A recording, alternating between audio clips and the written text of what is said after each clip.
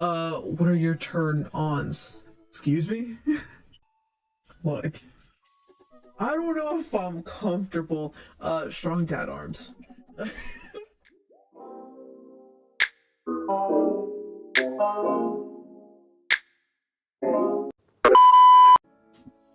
Oh no, I must have fallen asleep. What time is it? Shoot, it's 3:55. I'm supposed to be at Amanda's school in 5 minutes. I frantically put on some clean clothes, apply a generous amount of deodorant, and run out the door. Oh yeah, because I couldn't shower. Gross. I arrive at Amanda's school and check in at the front desk. They give me a bright orange visitor sticker and send me on my way. I check my watch and am relieved to see that I'm only 2 minutes late. Wait, was it room 103 or 108? I spot a youth standing at his locker and approach him. Excuse me, do you know where Mr. Vega's classroom is? The youth turns around and looks me up and down with heavily lined eyes. Up those stairs and to the left. Can't miss him. I head up the stairs and walk around, unable to find Mr. Vega's class anywhere. A couple minutes searching, I head back downstairs. That punk youth sent me on a wild goose chase. I get back to where that low-rent Gerard Way is standing, fully ready to give him a piece of my mind when suddenly a head pops out of the classroom next to his locker. Oh. Lucien, don't you have third period to get to? Fine, Mr. Vega. Hmm? Wow. Now I'm officially 10 minutes late. I glare at him as he walks away. We are not cool. You must be purple. This period's almost over. Would you mind waiting in the back? Oh. Mr. Vega leads me in, and I take a seat in one of the conveniently small students' desks in the back. I might be stuck in this. Now, Holden Caulfield is an unreliable narrator in the sense that the bell for the end of the period rings. All of the students immediately get up and make a break for the door. Remember to do the reading and answer the response questions on page 194 in your textbook. Nobody's listening. Oh. Or not, I guess. Mr. Vega turns to me and sighs. But the school is right. Thanks so much for coming in. No problem, Mr. Vega. Oh. Please call me Hugo. I don't normally do these impromptu parent/teacher meetings, but as I'm sure you know, Amanda's a very bright student and I'm concerned about her recent behavior. I just wanted to ask, is everything okay at home? We just moved. She's fine. She has a tendency to bottle things up. We just moved. Well, we just moved recently, but it was only to the other side of town, and Amanda was more excited about it than I was. See if you can talk to her about it. I know she values you a great deal and would appreciate your guidance. I'll make sure to talk to Amanda. Thanks for letting me know, Hugo. Hey. Anytime. On my way out, I stop, think for a moment. I turn to Hugo. Hey, Hugo. Ah. Yes? They ever catch that rye? Hmm? Yes. I leave the classroom and make my way out of the school. I still a little bit in shock that Amanda was able to hide this so well from me. She's always been such a force for positivity in my life, especially after we lost her father. Amanda must be done with classes for the day by now. I'm sure she would appreciate a ride home, and maybe I can talk to her about what's going on. I pull up to the carpool and Amanda hops in the passenger seat. So, did you have fun gossiping about me? Mr. Vega and I actually just gossiped about our celebrity crushes. So you talked about Mario Batali the whole time? It was a very productive meeting. I'm pretty hungry. Can we grab some dinner? Sure thing. Let's go to the mall food court. Does that sound good to you? Yeah, sure. Why the mall? Geez, can a dad take his daughter out to the mall? Will you buy me things? I will buy you a thing. Singular. Sounds like a deal to me. We arrive at the mall. A big indoor shopping center with a couple different floors. It's kind of dead, but that doesn't stop a mall security guard from yelling at a group of loitering teens. Let's eat something disgusting for dinner. Hell yeah. Language, Missy. Heck yeah? Better.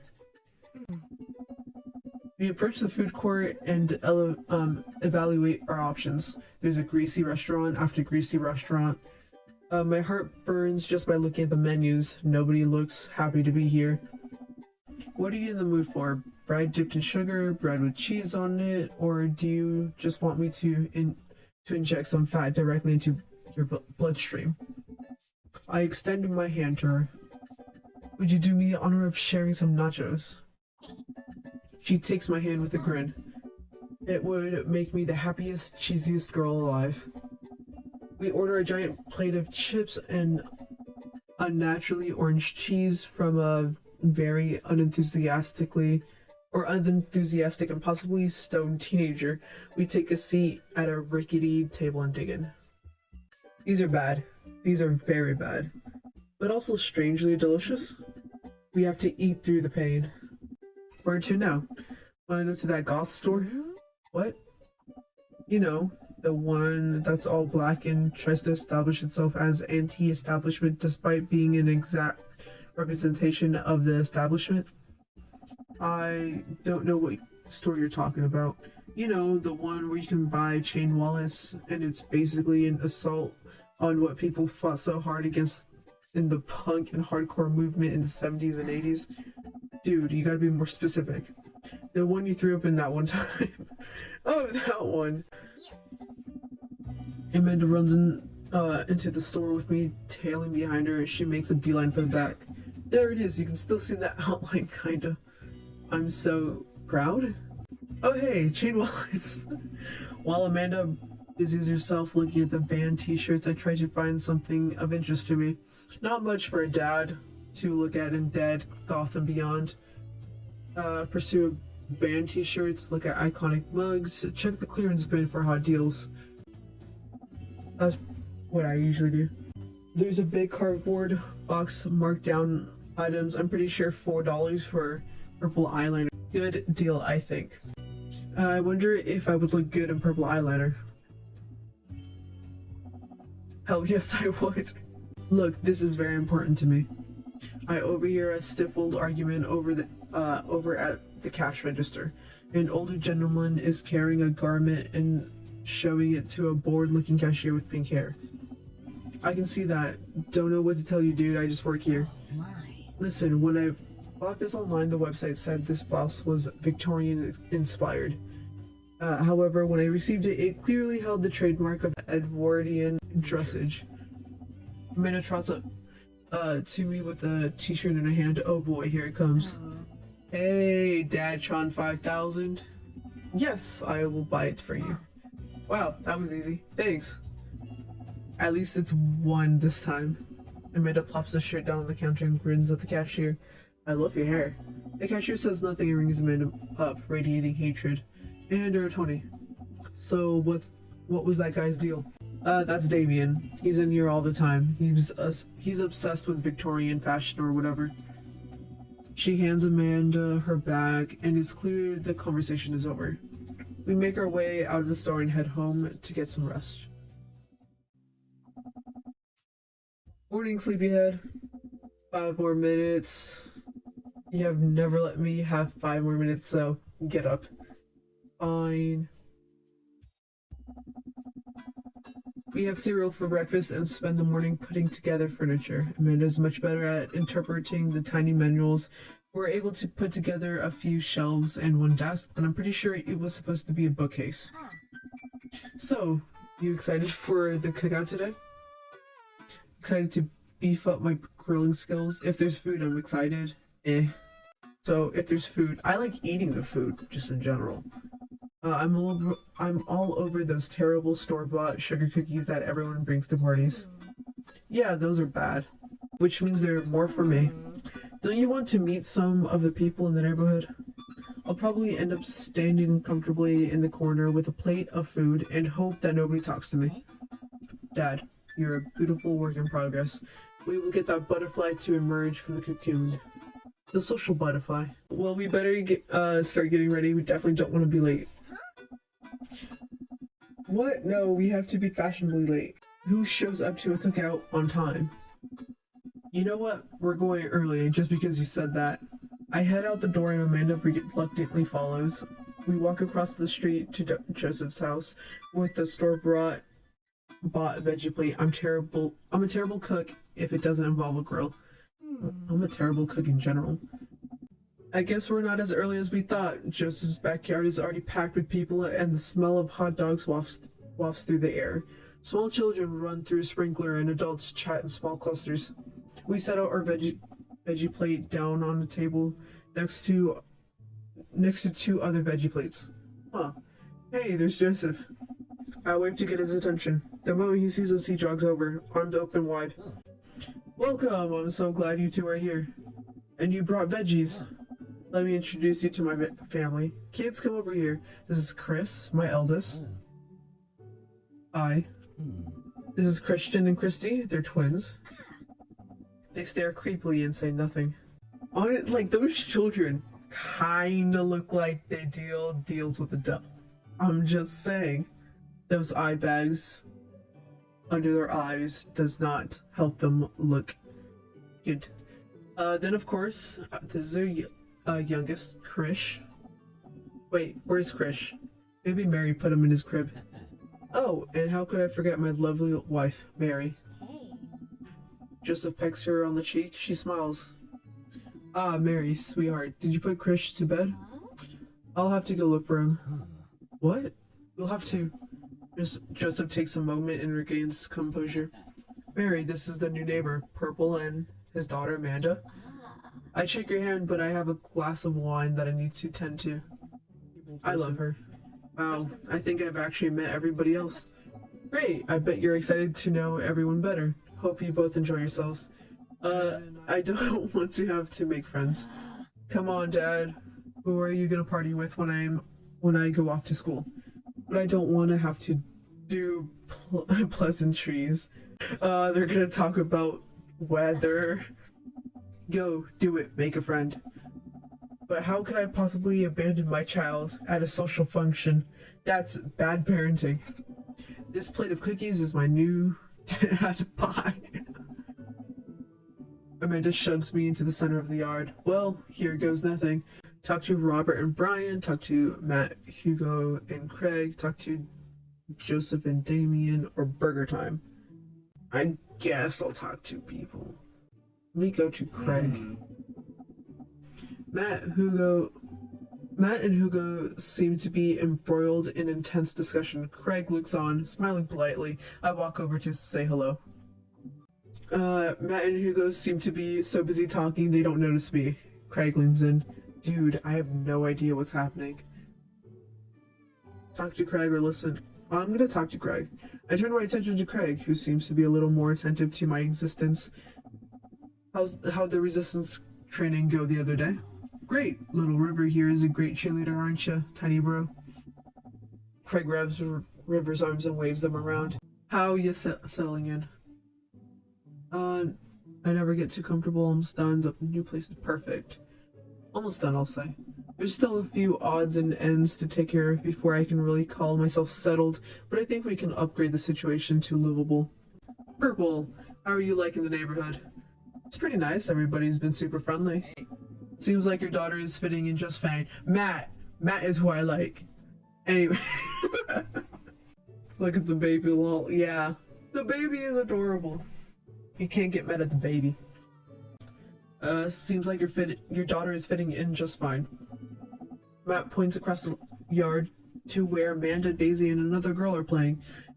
They're all sitting cross-legged in the grass, picking weeds and weaving them into little flower crowns. It's pretty adorable. The girl I don't recognize jogs over to us. What is it, sweetheart? It's a flower crown. I thought you'd look cute in it. Well, there is only one way to find out. Matt takes the flower crown and places it on top of his head. Oh, am I cool now? Oh. Nope, but you're slightly less uncool than you were before you put it on. Hey Purple, this is my daughter. Hello. I'm Carmen's sister. Amanda comes over with Daisy in tow. Dad, look, I'm making friends. Are you making friends? You better be making friends. Yeah, actually, Amanda. You remember the cool barista from the coffee shop? And my old college friend? And, your teacher? Oh, hi, Mr. Vega. I didn't realize we were neighbors. Yo, just a, oh. Yep, you still gonna get me that overdue term paper? Haha, great seeing you. Amanda finger guns her way out of the conversation like a champ. She learned the finger gun move from me. I'm very proud. She's definitely a charmer. Speaking of which, where did my son go? What? Hugo looks around the party. He must finally spy him because his eyes go wide. Sweet Manchego. Ernest Hemingway Vega, are you smoking? Oh. Ernest is holding a lit cigarette. Nope. I see Ernest across the way. He casually takes a long drag of his cigarette and then flicks it into a gutter. Unbelievable. Excuse me. Hugo marches over to Ernest and I turn my attention to Matt and Craig. Kids, right? Man, I do not envy Hugo. The last barbecue we had, Ernest tried shoving a whole sparkler down Joseph's pants, nearly burned down half the yard. What?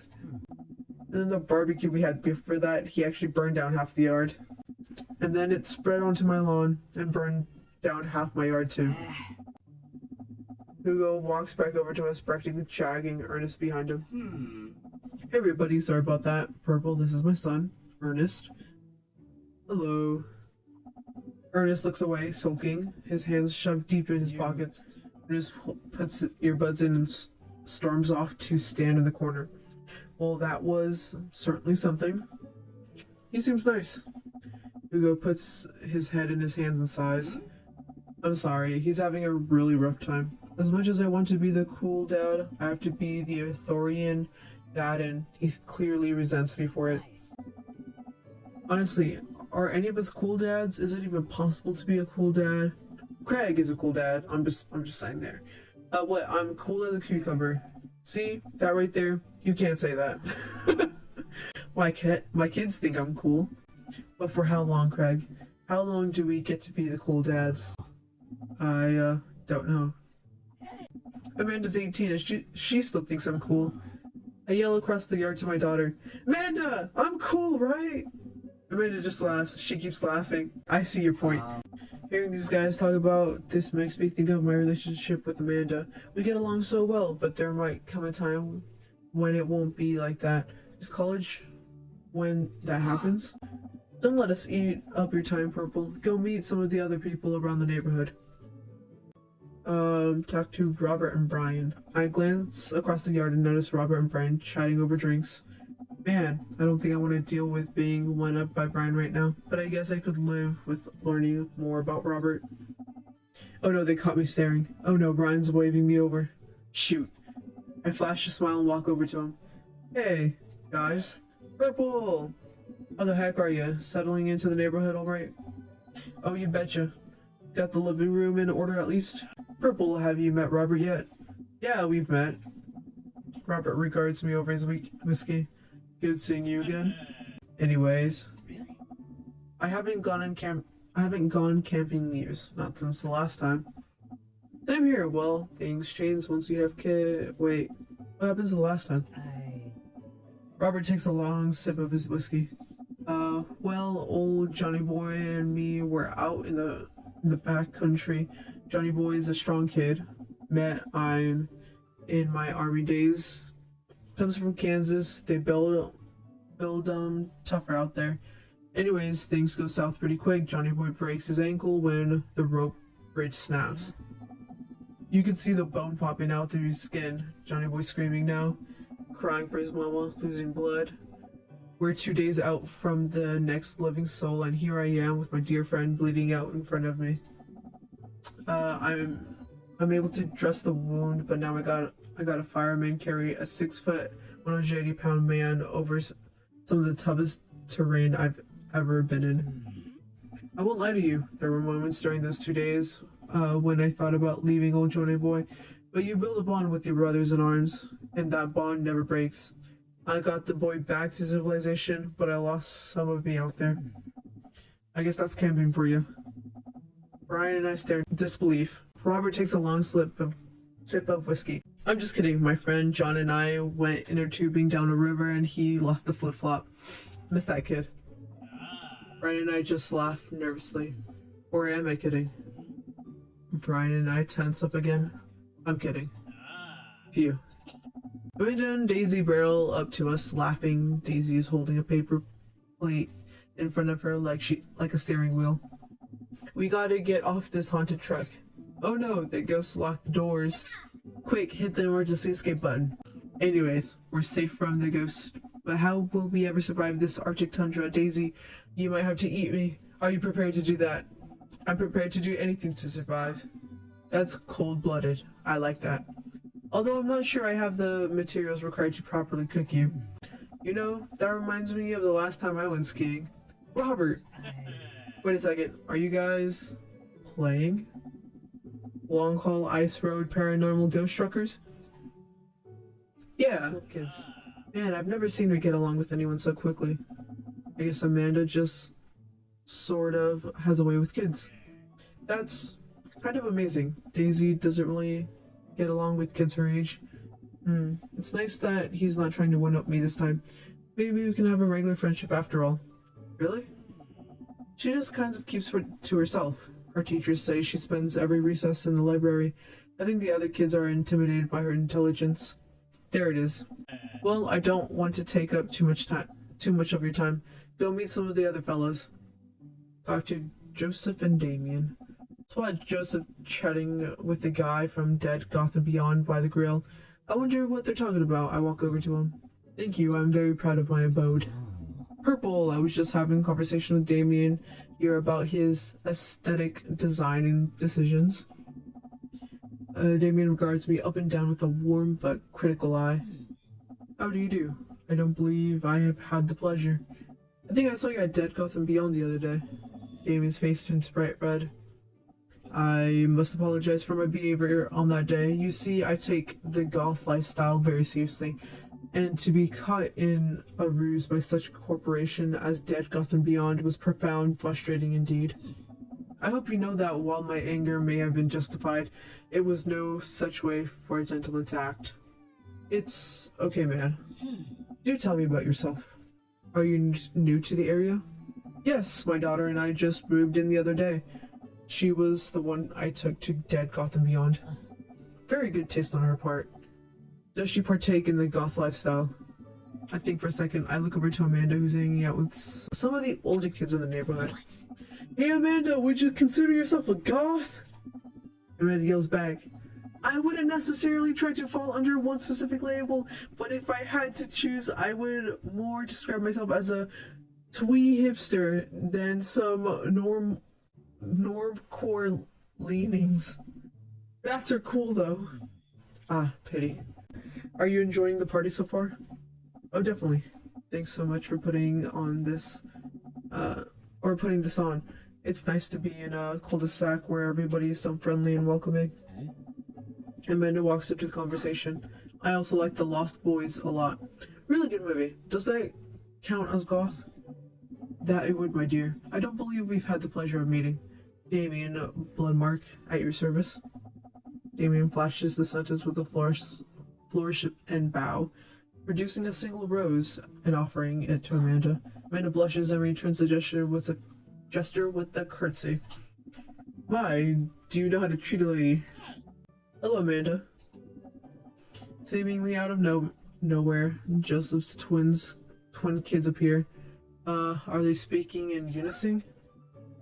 Hey, won't you come play with us? Come play with us. Forever. Guys, enough with the creepy twin shtick. We've talked about this. Christian and Christy slowly back away. Where do you think they got that from? Mary pops into the conversation, wine in hand. I, don't know. Mary takes a long sip of the wine. I think I might have tapped over a VeggieTales VHS with The Shining. Who knows? Dad, can we go now? Ah, Lucien. Have I introduced you to Purple yet? Hey, it's that punk from Amanda's school. I remember you.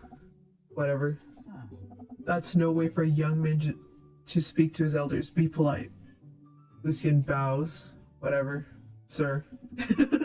Lucien bows again. Mr. Christensen, may I have a veggie burger, sir? Coming right up, bud. Are you vegetarian? Yep.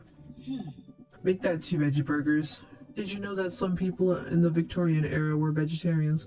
They described carnivorous type people as blood lappers. Dad. That's really interesting, Damien. Joseph turns to the grill, just a hint of a tattoo peeks from underneath his sleeve. I can't believe I didn't notice it before. It looks like the bottom of an anchor. Whoa, is that a tattoo? Yes. Yep, I wasn't always a youth pastor, you know. That's cool. Want to see mine? Oh my. What? Lucien pulls back rubber bracelets revealing lopsided 666 in black ink. My buddy gave me a stick and poke tattoo last week. I think it's healing up pretty good. Lucien! We'll talk about this later. That's pretty cool. What's the significance of the tattoo? I don't know. I just thought it looked sick. Well, in my opinion, the only reason you need to get a tattoo is because you want one. Careful though, that number carries weight. Man, Joseph is a way cooler youth pastor than I thought. I just figured youth pastors popped out of the womb with a Bible. I wonder what he did before preaching. Without further ado, let's work some magic. Joseph. Nice.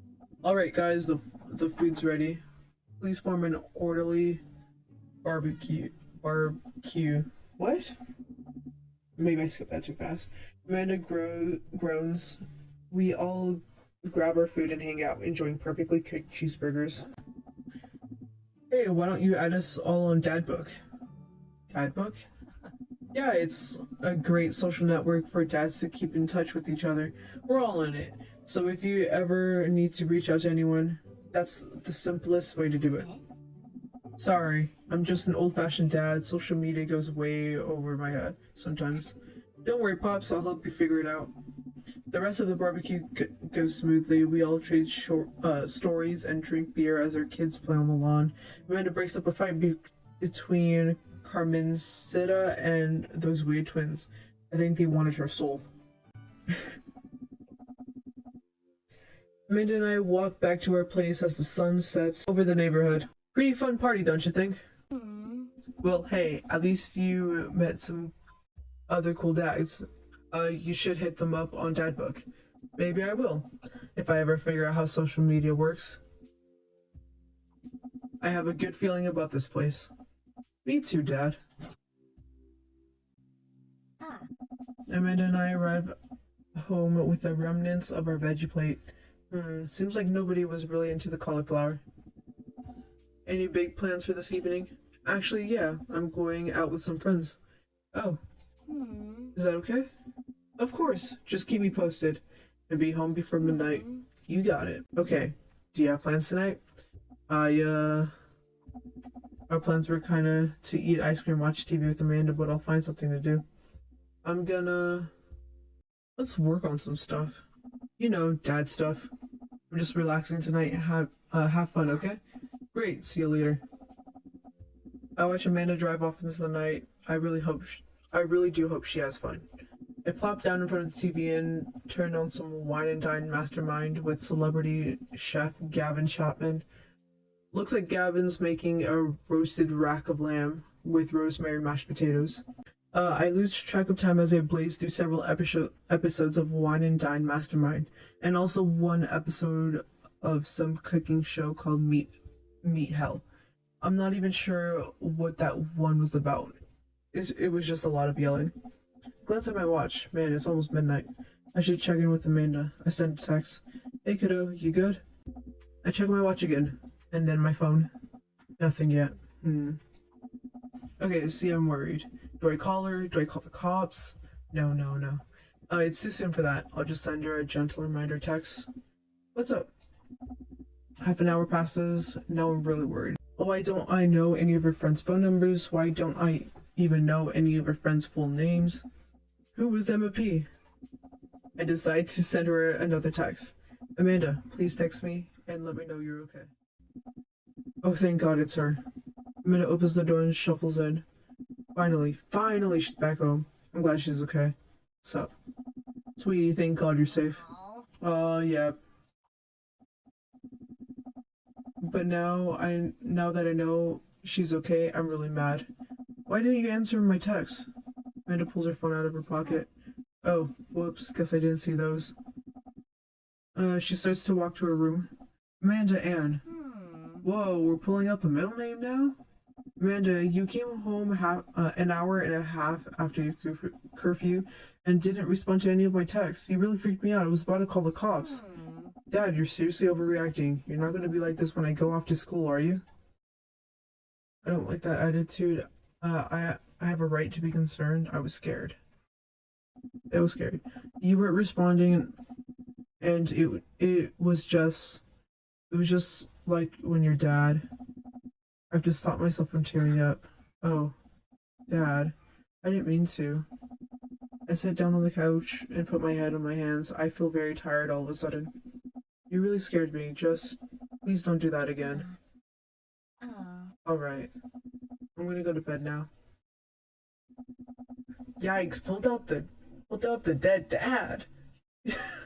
Amanda closes the door to her room and I head to mine. Jeez. As I'm falling asleep, one thing she said keeps echoing in my mind. You're not gonna be like this when I go off to school, are you? I definitely didn't sleep well last night. I brewed some strong coffee and make some scrambled eggs for Amanda as a peace offering. She eventually wanders into the kitchen. Hey, I thought about what you said last night. I should have texted you. I said I was gonna do it and I didn't. I honestly just didn't even think about it. I'm really sorry, Pops. I won't do it again. Well, I'm sorry for freaking out on you. I trust you to make good choices. I trust you. I also thought about it, and I'll try to give you your space from here on out. I gotta trust that you can take care of yourself. Team terrorized? Team terrorized. I like the sound of that. Amanda gives me a hug. Want some eggs? You know it. Sprinkle some cheese on them? Already did. Bless you. Amanda scarfs down the eggs in the time it takes me to wash the pan. Alright, I'm off to school. Smell you later. Wait, one more thing before you go. What? What's Dadbook? It's a social media platform. Wait. What? What's a social media platform? Dad, I have to go to school. Come on, Amanda, I'm an old man. I can't put together a Dadbook profile on my own. Alright, I'll help you sound interesting on the internet. On a Friday night, you're most likely to probably Netflix and grill, except the grilling part, just Netflix. If you had one thing to take with you onto a desert island, what would it be? A boat.